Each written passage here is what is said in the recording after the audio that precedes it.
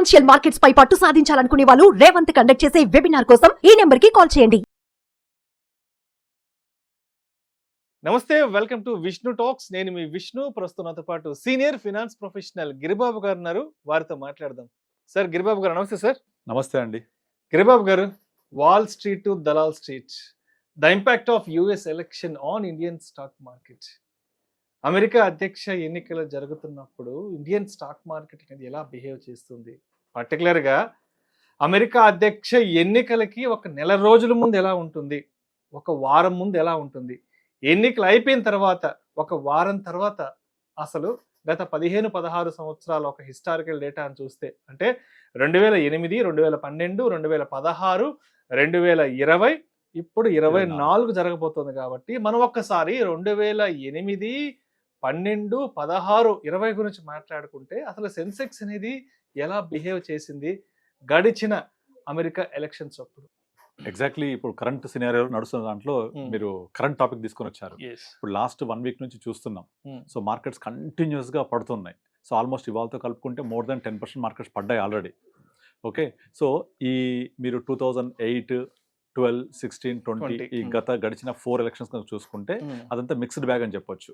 Mixed bag అంటే ప్రతిసారి elections ముందు ఇలాగే పడుతోంది లేదా తర్వాత పెరుగుతుంది చెప్పడానికి లేదు. అది కొన్నిసార్లు పడింది, కొన్నిసార్లు పెరిగింది, కొన్నిసార్లు డిఫరెంట్గా బిహేవ్ చేసింది. కానీ 2016లో మాత్రం కరెక్ట్గా November 8th, 2016 నాడు రాత్రి 8 o'clockకి మన ప్రైమ్ మినిస్టర్ గారు డిమానిటైజేషన్ అనౌన్స్ చేసేసారు. ఆ నెక్స్ట్ డే మార్నింగ్ మార్కెట్ ఎలా ఓపెన్ అయిందని చూసే లోపల యుఎస్ రిజల్ట్స్ వచ్చేసాయి. సో యుఎస్ రిజల్ట్స్ ని సర్పాస్ చేసి మార్కెట్ మొత్తాన్ని మన డిమానిటైజేషన్ హైజాక్ చేసేసింది. సో మార్కెట్ పడడానికి కారణం ట్రంప్ గెలవడమా లేకపోతే డిమానిటైజేషన్ అనేది తెలియకుండా మన టాపిక్ మన మూడంతా కూడా డిమానిటైజేషన్ మీదకి వెళ్ళిపోయింది ఒక 2016లో మాత్రం. ఇక అదొక్కటి తీసేస్తే రిమైనింగ్ అన్ని సార్లు కూడా 2020లో మార్కెట్స్ పెరిగాయి. ట్రంప్ ఓడిపోయాడు. ఓడిపోవడంతో ఇమీడియట్లీ జో బైడెన్ గెలవగానే మార్కెట్ చాలా పాజిటివ్ రెస్పాండ్ అయ్యి బాగా పెరిగాయి. కనుక 16-20కి అలా ఇంపాక్ట్ అందుకోవచ్చు. 16లో ట్రంప్ గెలిస్తే పడుతుంది అందరూ చెప్తున్నారు. దానికి ఇంపాక్ట్ డిమానిటైజేషన్ అవ్వడం వల్ల ఇంకా డబుల్ ఎఫెక్ట్ అయింది. అది చాలా పడ్డాయి మార్కెట్స్. పడిన తర్వాత ఇక నెమ్మదిగా కోలుకోవడానికి చాలా టైం పట్టింది అది. బట్ వేరే 2020లో ఎలాగో ఎక్స్పెక్టెడ్ ఉండే ట్రంప్ గెలవడని, అదే జరిగింది. జో బైడెన్ గెలుస్తున్న ఎక్స్పెక్ట్ ఉండే, అది జరిగింది. కాబట్టి ఇమీడియట్లీ అసలు డే 1 నుంచి పుంజుకుంటూ వెళ్ళిపోయాయి. కనుక ఇదంతా కూడా మార్కెట్స్ ముందే డిస్కౌంట్ చేసేస్తూ ఉంటాయి. ఇక్కడ మీరు గుర్తుపెట్టుకోవాలి, ఎప్పుడు కూడా మన స్టాక్ మార్కెట్స్ మీకంటే నాకంటే చాలా తెలివిగలే. రాబోయే good news or bad news ముందే డిస్కౌంట్ చేసేస్తాయి. ఇప్పుడు ట్రంప్ గెలిచే అవకాశం ఉంది అని ముందే మార్కెట్ బహుశా గెస్ చేసినట్టుంది, అందుకే పడుతూ వస్తుంది. బట్ తర్వాత ఏమైంది అనేది మళ్ళీ అతను తీసుకునే నిర్ణయాలు బట్టి, అతను తీసుకునే పాలసీస్ బట్టి అది కంటిన్యూగా మూవ్ అవుతుంది. బట్ ఫర్ టైం బీయింగ్ మీరు చెప్పిన లాస్ట్ 4 ఎలక్షన్స్ టైంలో కూడా it was a mixed bag అని చెప్పొచ్చు. Mixed bag but short lived. అంటే అది షార్ట్ లివ్డ్ అని క్లియర్గా ఎందుకు తెలుస్తుంది అంటే ఆ ఇంపాక్ట్ అనేది కొద్ది రోజులు మాత్రమే ఉండింది. ఆ కొద్ది రోజులు ఉండి దాని తర్వాత వాళ్ళు తీసుకునే పరిణామాల వల్ల అది పైకి వెళ్ళడమో లేకపోతే పైకి వెళ్తే కిందికి రావడమో అలా జరిగింది. కనుక ఈ ఇంపాక్ట్ అనేది మార్కెట్స్ మీద డెఫినెట్లీ ఉంటుంది. అలా అని చెప్పేసి ఇదే ఇన్ఫ్లుయెన్స్ ఎల్లకాలం ఉంటుందని చెప్పడానికి లేదు. కొంతకాలం ఉండి దాని తర్వాత సెటరేట్ అవుతుంటుంది. బట్ ఇప్పుడు ప్రస్తుత పరిణామాలకు వస్తే ఇప్పుడు ఆల్రెడీ ట్రంప్ గెలవడానికి అవకాశం ఉందని చాలా సర్వేలు చెప్తున్నాయి, విశ్లేషకులు చెప్తున్నారు. అందుకని మార్కెట్స్ ముందు నుంచే పడడం స్టార్ట్ అవుతుంది. ఎందుకంటే మెయిన్గా ట్రంప్ వస్తే అక్కడ లోకల్స్కి ఇంపార్టెన్స్ ఇస్తాడు కాబట్టి ఎమర్జింగ్ ఎకానమీస్కి చాలా ప్రాబ్లం అవుతుంది. కాబట్టి దీని తోడుగా పులి మీద పుట్టలాగా Chinese government stimulus package announce చేసింది. సో అది మళ్ళీ November 1st వీక్, ఈ November 1st వీక్లో కూడా మళ్ళీ second phase of stimulus package announce చేయబోతున్నారు. ఫస్ట్ స్టేజ్ ఆఫ్ స్టిమ్యులస్ ప్యాకేజ్కి అనౌన్స్ చేసినప్పటికే మన మార్కెట్స్ చాలా ఒడిదుడుకులు లోన్ అయినాయి. ఎట్ ద సేమ్ టైం వాళ్ళ మార్కెట్స్ మంచి పెరగడం స్టార్ట్ అయినాయి. అది సరిపోదు, ఇంకొంచెం కావాలని ఎక్స్పెక్ట్ చేస్తున్నారు అక్కడ. సో మరో సెకండ్ స్టిమ్యులస్ ప్యాకేజ్ కూడా ఈ వీక్లో అనౌన్స్ చేస్తున్నారు. ఒకవేళ ఈ వీక్లో సెకండ్ స్టిమ్యులస్ ప్యాకేజ్ అనౌన్స్ అయ్యి ఇటు ట్రంప్ గెలిస్తే అది double impact on Indian markets బాగా పడతాయి. పడ్డప్పటికీ వరి అవ్వాల్సిన అవసరం లేదు. ఎందుకు అంటే ఇండియన్ కాదని ఇంతకుముందు చెప్పినట్టుగా మీకు ఇండియన్ కాదని ఎవరు ముందుకెళ్ళడానికి అవకాశం లేదు. India is nothing but front runner in the world present. ప్రపంచంలో మొత్తానికి ఒక డెవలప్మెంట్ గ్రోత్ ఏదైనా ఉంది అంటే దిక్సూచి ఇండియానే. మోర్ దెన్ 7% మనకు గ్రోత్ రేట్ ఉంది జీడిపి అంటే ఇండియానే. Centre of attraction. ఈ ఇండియాకి మనము చైనాతో కంపేర్ చేస్తే, అమెరికాతో కంపేర్ చేస్తే వాళ్ళ పాలసీస్ నెగిటివ్ పాజిటివ్ అని పక్కన పెడితే మీకు రీసెంట్గా మన గవర్నమెంట్ ఆఫ్ ఇండియా యూకే నుంచి మొత్తం బంగారం దిగుమతి చేసిందని చూసారు కదా న్యూస్. అంటే మనం 1992లో ఏదైతే తాకట్టు పెట్టి 1992లో మనకు 1 వీక్ మాత్రమే సరిపడా ఫారెన్ రిజర్వ్స్ ఉన్న రోజుల్లో మన బంగారాన్ని తాకట్టు పెట్టి అక్కడ నుంచి మనము ఫారెన్ రిజర్వ్స్ తెచ్చుకున్నాం, ఫారెన్ కరెన్సీ. ఇప్పుడు ప్రస్తుతానికి ప్రస్తుత గవర్నమెంట్ ఆఫ్ ఇండియా అంతా క్లియర్ చేసేసి మన బంగారం మొత్తాన్ని దిగుమతి తీసుకొచ్చి ఇండియాకి తెచ్చేసింది. దిగుమతి అనకూడదు, 102 టన్నులు మొత్తం బంగారాన్ని మనం తాకట్టు పెట్టింది, తాకట్టు విడిపించి తీసుకొచ్చారు ఇక్కడికి. తీసుకోవడం అనేది ఇండియాకి చాలా స్ట్రెంత్ కదా అది. కనుక రాబోయే రోజుల్లో చైనా ఎన్ని స్టిమ్యులస్ ప్యాకేజీలు అనౌన్స్ చేసినా, అమెరికా ఎలాంటి పాలసీస్ డిక్లేర్ చేసినా, India self sustainability inbuilt growth story is very much intact. ఈ ఇన్బిల్ట్ గ్రోత్ స్టోరీ అనేది చాలా ముందుకెళ్తుంది. మనం చాలా చాలా చాలా గ్రోత్ చూడబోతున్నాం. ఎగ్జాంపుల్, ఇప్పుడున్న $3.5 ట్రిలియన్ ఎకానమీ నుంచి రాబోయే 2030 వరకల్లా కనీసం ఒక 8 నుంచి 10 ట్రిలియన్ ఎకానమీ అవ్వాలని, 2050 కల్లా 30 ట్రిలియన్ అవ్వాలి, 2070 కల్లా $50 ట్రిలియన్ ఎకానమీ అవ్వాలి. అంటే ఇక్కడ నుంచి నెక్స్ట్ 6 yearsలో కనీసం 2 times అవ్వాలి మినిమం. అండ్ అక్కడ నుంచి 2050 వరకల్లా కనీసం 10 times గ్రో అవ్వాలి. 10 times in 24 years అంటే మామూలు విషయం కాదు, చాలా గ్రోత్ ఉంటుంది. అండ్ ఇంకోటి మీరు గమనిస్తే, ఏ దేశంలో అయినా సరే వాళ్ళ యొక్క అభివృద్ధి చిహ్నాన్ని, వాళ్ళ అభివృద్ధి గ్రాఫ్ని చూస్తే, ఆ కంట్రీలో వాళ్ళ పర్ క్యాపిటల్ ఇన్కమ్ ఎప్పుడైతే $2,000 దాటి $5,000 వైపు వెళ్తుంటుందో, ఆ 2000 నుంచి $5,000 జర్నీ చాలా ఫాస్ట్ గ్రోత్ ఉంటుంది. ఎగ్జాక్ట్ ఇండియాలో అదే చూస్తున్నాం. ఇప్పుడు మనం 2,300+ పర్ క్యాపిటల్ ఇన్కమ్ దగ్గర ఉన్నాము. మనము ఈ 2,000 ఎప్పుడైతే క్రాస్ చేసామో, సో వీఆర్ జర్నీ టువర్డ్స్ $5,000 వెళ్ళబోతున్నాం. ఇది రాబోయే 4-5 years జరుగుద్ది. ఈ 4-5 years పాటు మీరు ఎప్పుడూ చూడని, కని విని ఎరగని లాంటి గ్రోత్ చూడబోతున్నాం మనం.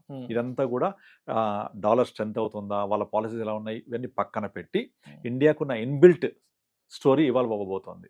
సో ఈ పర్ క్యాపిటల్ ఇన్కమ్ పెరగడం అనేది చాలా పరిణామాలు. ఇప్పుడు చూస్తే కనుక మీరు ఎక్కడ చూడండి, స్పెండింగ్ హ్యాబిట్ పెరిగిపోతుంది. ఒకప్పుడు మనం ఒక 20 years బ్యాక్ చూస్తే మన ఇండియన్ ఎకానమీ సేవింగ్ ఎకానమీ, ఇప్పుడు స్పెండింగ్ ఎకానమీ అయిపోయింది. ఒక చిన్న ఎగ్జాంపుల్, ఇప్పుడు హైదరాబాద్ లాంటి సిటీస్లో మీరు శనివారం ఆదివారం ఏ హోటల్కి వెళ్ళినా వెయిటింగ్ లేకుండా రెస్టారెంట్లో మనం తినలేం. తర్వాత సినిమా హాల్స్, కొత్త సినిమా రిలీజ్ ఏంటంటే 1000 కోట్లు మినిమం కలెక్షన్ అయిపోతుంది. ఈ డబ్బులు ఎక్కడి నుంచి వస్తున్నాయి? అంత ఇండియా నుంచే ఎస్టాబ్లిష్ అవుతుంది, ఇండియా నుంచే జనరేట్ అవుతున్నాయి. మనం అంతా కూడా ఇప్పుడు ఫారెన్లో ఇన్ని స్క్రీన్స్లో వేస్తున్నాము, ఇంత డాలర్స్ కలెక్ట్ చేసామని చెప్తున్నాము. సో చాలా మేజర్ ఎకానమీ ఇండియా ఎవాల్వ్ అవుతుంది వరల్డ్లో కూడా. సో కనుక ఒకప్పుడులా కాదు.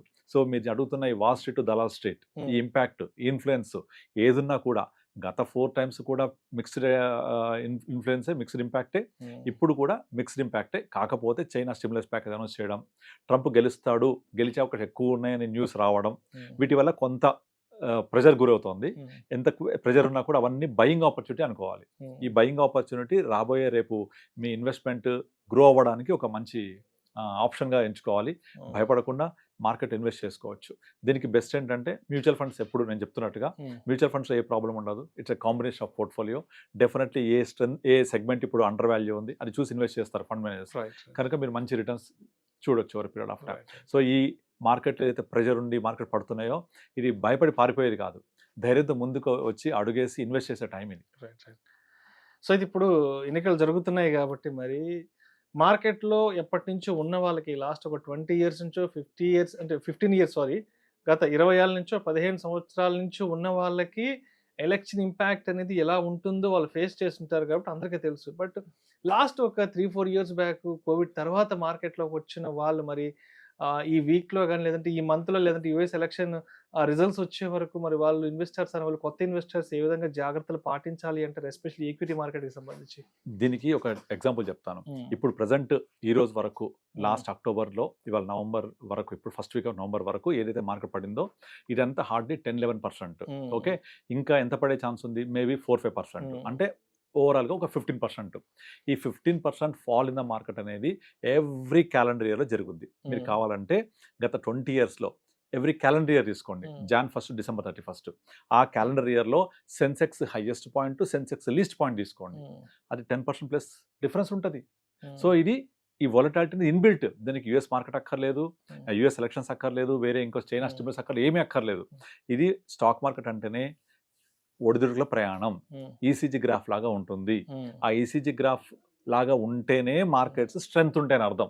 ఎందుకంటే కిందకి వస్తేనే ఫండ్ మేస్ కొంటారు, పైకి వెళ్తేనే ఫండ్ మేస్ అమ్ముతారు, మీరు కానీ ప్రాఫిట్ బుక్ చేయడానికి స్కోప్ దొరుకుతుంది. కిందికి వస్తే కొనడానికి అవకాశం దొరుకుతుంది. కిందకి రాకుండా పైకి వెళ్తే స్ట్రెంగ్త్ ఉండదు, పైకి వెళ్ళింది తప్పకుండా కిందికి రావాల్సిందే. సో ఇది ఈ 15 మీరు ఇప్పటిదాకా వచ్చింది పెద్ద ఫాల్ కాదండి. ఇది కారణం ఏంటంటే మీరు ఎందుకు ఈ మాట్లాడుతున్నారంటే లాస్ట్ 4 years ఇలాంటి ఫాల్ చూడలేదు. ఇదంతా జస్ట్ 10% ఫాల్ అది. ఆ 10% ఫాల్ కూడా జరగలే కంటిన్యూస్ గా. ఇంతకుముందు ఎలా జరిగింది, 2020 కోవిడ్ తర్వాత మార్కెట్స్ అప్రతిహతంగా వన్ సైడ్ పెరుగుతూ వెళ్ళాయి. ఏదో మధ్య మధ్యలో చిన్న పాజ్ తప్ప, 1-2 months అట్లా పాజ్ తీసుకునే తప్ప, మీరు 2021 అక్టోబర్ నుంచి 23 మార్చ్ వరకు టైం కరెక్షన్ అయింది. అంటే అక్కడే ఉంది సెన్సెక్స్, పెద్దగా మూవ్ అవ్వలేదు. ఇది టైం కరెక్షన్. 2021 అక్టోబర్ నుంచి 2023 మార్చ్ వరకు ఆ టైం కరెక్షన్. ఇక దాని తర్వాత 23 మార్చ్లో స్టార్ట్ అయిన ర్యాలీ, సెన్సెక్స్ 85,000, నిఫ్టీ 26,200 అయ్యేదాకా ఎక్కడ ఆగలేదు. సో కాబట్టే ఇంత ర్యాలీ చూశారు కాబట్టి అందరూ స్టాక్ మార్కెట్ అనేది ఒకటి పడుతుంది అనే విషయాన్ని మర్చిపోయారు. స్టాక్ మార్కెట్ ఒడిదుడుకులా ఉంటుంది మర్చిపోయారు. స్టాక్ మార్కెట్లో పెడితే నెగటివ్ చూస్తాం మర్చిపోయారు. వాళ్ళందరికీ గుర్తు చేయడానికి వచ్చింది ఇప్పుడు ఇది. కనుక మార్కెట్ పడుతుంది, మీకు ఆ పడ్డప్పుడు మీరు దాన్ని ఎలా బిహేవ్ చేసి దాన్ని ఎలా అర్థం చేసుకొని మీ ఇన్వెస్ట్మెంట్ని కంటిన్యూ చేస్తారో వాళ్ళకే లాభాలు వస్తాయి. అలా కాకుండా కొంచెం పడగానే భయపడి వెళ్ళిపోతే నష్టాలే వస్తాయి. ఇప్పుడు కోవిడ్ ఎగ్జాంపుల్ ఇచ్చింది కదా, ఆ టైంలో ఎవరైతే ధైర్యంగా ముందడుగేసి ఇన్వెస్ట్ చేస్తే వాళ్ళకు గ్రో అయ్యారు, భయపడిపోయి పారిపోయిన వాళ్ళు లాస్ బుక్ చేసుకుని వెళ్ళిపోయారు. ఇప్పుడు కూడా అలాంటిదే. అయితే మనం ఇప్పుడు దీన్ని ఎట్లా అర్థం చేసుకోవాలి, ఇప్పుడు నెక్స్ట్ ఎకానమీ ఎలా ముందుకెళ్తోంది, వేరే కంట్రీస్ ఇన్ఫ్లుయెన్స్ ఎలా ఉంది, ఇంట్రెస్ట్ రేట్స్ ఎలా మూవ్ అవుతున్నాయి, దీనివల్ల మన ఎఫ్డిఎస్ ఎలా మూవ్ అవుతాయి, ఎకానమీ ఎక్కడ వెళ్తుంది, ఇది ఏ సెక్టార్స్ మీద ఇంపాక్ట్ అవుతుంది, ఏ సెక్టార్స్ నేను పర్చేజ్ చేసుకోవాలి. ఎప్పుడు కూడా మీకు మార్కెట్లో ఏదో ఒక సెగ్మెంట్ ఆపర్చునిటీనే ఉంటుంది. ఫర్ ఎగ్జాంపుల్ 2008 రిసెషన్ జరిగిందా, మేజర్ ఏంటది, subprime issue towards real estate కదా. ఆ రియల్ ఎస్టేట్ స్టాక్స్ ఆ రోజు ఏవైతే ఆ హై నుంచి పడ్డాయో ఈ రోజు దాకా 86 సెన్సెక్స్ వచ్చినా కూడా రాలేదు అవి. ఇన్ఫోసిస్, టీసీఎస్ లాంటి కంపెనీస్ .com భూమిలో ఎక్కడున్నాయో మళ్ళీ ఆ ప్రైస్ రావడానికి 15 సంవత్సరాలు పట్టింది. కనుక ఇక్కడ నేను మళ్ళీ చెప్పేది ఏంటంటే, మీరు మార్కెట్ పడినప్పుడు అన్నీ పెరుగుతాయి అనుకోవడం భ్రమ, అలాగే మార్కెట్ పెరిగినప్పుడు ఇక అక్కడే ఉంటాయి అనుకోవడం కూడా భ్రమనే. 2008లో డిఎల్ఎఫ్ షేర్, జిఎంఆర్ లాంటి any infra real estate shares price తీసుకుంటే మళ్ళీ ఈ రోజు దాకా, అంటే ఇప్పుడు కాదు, 1 month క్రితం వరకు కానీ దాని life time high Sensex 80,000 touch అయింది. అప్పుడు సెన్సెక్స్ అంతా 20,000, సెన్సెక్స్ 20,000 నుంచి 80,000 అయినా కూడా ఈ రియల్ ఎస్టేట్ ఇన్ఫ్రా స్టాక్స్ వాటి ప్రీవియస్ హై టచ్ కూడా చేయలేదు కనీసం, ఫర్గెట్ అబౌట్ ద హై. కానీ మార్కెట్స్ 4 times పెరిగాయి. 20,000 Sensex in 2008, 80,000 Sensex in 2024. 4 times Sensex పెరిగినా కూడా ఆ రియల్ ఎస్టేట్ ఇన్ఫ్రా స్టాక్స్ కనీసం వాటి లైఫ్ టైం హై కూడా టచ్ అవ్వలేదు, అంటే ఇంకా కిందకే ఉన్నాయి అవి. అలాగే ఇన్ఫోసిస్, టీసీఎస్ లాంటి ఐటీ కంపెనీస్ .com భూమిలో ఎప్పుడు ఏ ప్రైస్ ఉన్నాయో మళ్ళీ ఆ ప్రైస్ రావడానికి 10 సంవత్సరాలు పట్టింది. అలాగే ఈ ఫాల్లో ఏవైతే పడతాయో మళ్ళీ పడ్డ ప్రతిదీ పెరగదు, పెరిగిన ప్రతిదీ పడే అవకాశాలు ఉంటాయి. కనుక మనం ఇప్పుడు ఏ సెగ్మెంట్లో బై చేస్తున్నాము, ఏ సెగ్మెంట్ స్ట్రెంగ్త్ ఉంది, ఏ సెగ్మెంట్ నెక్స్ట్ 4-5 yearsకి ఫ్యూచర్ గ్రోత్ ఇస్తుంది, ఇప్పుడు ఎక్కడ ఆపర్చునిటీ కనబడుతుంది అని క్యాచ్ చేయడంలోనే మన యొక్క సక్సెస్ రేట్ ఉంటుంది. అది అర్థం చేసుకోవడం చాలా చాలా ఇంపార్టెంట్. దాన్ని బట్టే మీ రిజల్ట్ ఉంటాయి. So these all called financial behaviour, investor behaviour. దాన్ని బట్టే ఇన్వెస్ట్మెంట్ రిటర్న్స్ వస్తాయి.